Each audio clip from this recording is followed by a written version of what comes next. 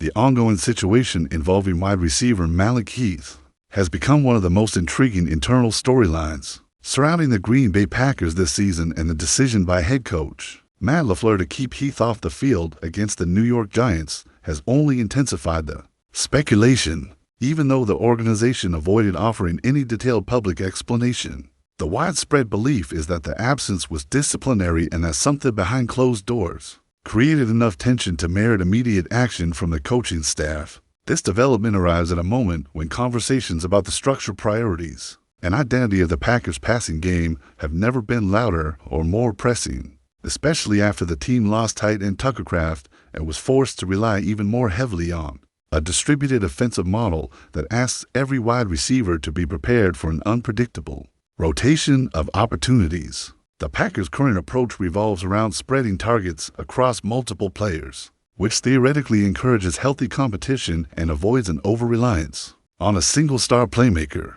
However, while this system can be liberating for certain receivers, it also generates frustration when the distribution shifts unexpectedly or when players feel overlooked despite putting in consistent work. This tension is not new in Green Bay, as evidenced by last season when Romeo Doubs faced a suspension following comments about his role within the offense. The current situation involving Malik Heath feels like a continuation of that pattern as the team once again wrestles with balancing opportunity, discipline, and internal expectations. The turning point seems to have occurred during the game against the Philadelphia Eagles, when Bo Melton, a player who transitioned from cornerback to wide receiver, earned more snaps and targets than Heath. This change in hierarchy surprised many observers, and while Heath has built a reputation throughout his NFL journey as a team-oriented and hardworking player, his social media interactions after the game suggested a degree of discontent with how things unfolded. Even though these online signals were subtle, they hinted that Heath may have questioned his usage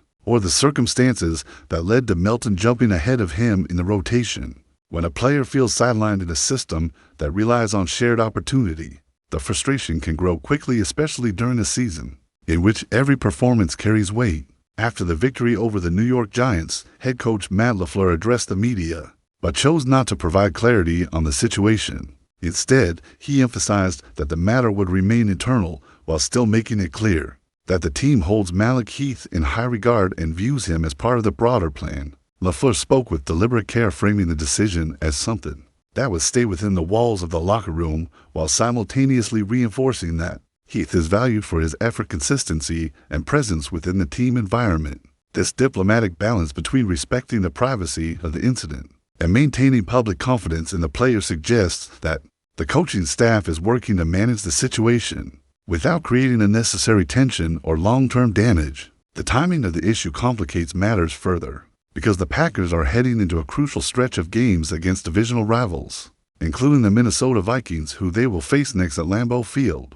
With Jayden Reed still recovering from injury, Malik Heath becomes an important piece within a receiving corps that needs every capable weapon available. His physical style of play, his willingness to compete across the middle of the field, and his reliability in contested situations make him a meaningful contributor at a moment when the offense must operate efficiently to keep pace in the NFC North race. However, while he remains valuable in the immediate future, the long-term consequences of this disciplinary episode may prove more significant than anything that happens on game day. The Packers currently carry 6 wide receivers on their 53-man roster, not including Bo Melton, whose involvement appears to be increasing. When Jayden Reed returns to the lineup, the coaching staff and front office will need to make a challenging decision about who stays and who leaves.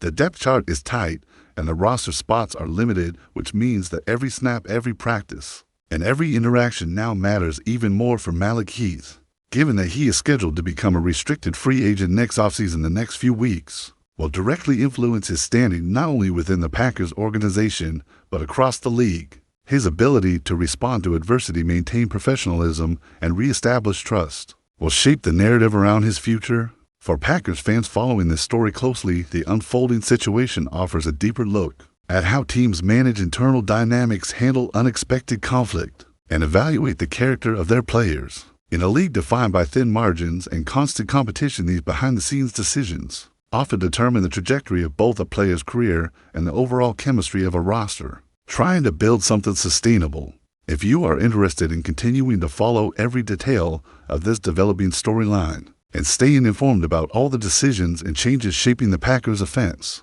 consider liking the video and subscribing to the channel, since your support allows this community to grow and ensures that every major update surrounding Green Bay reaches you the moment it happens.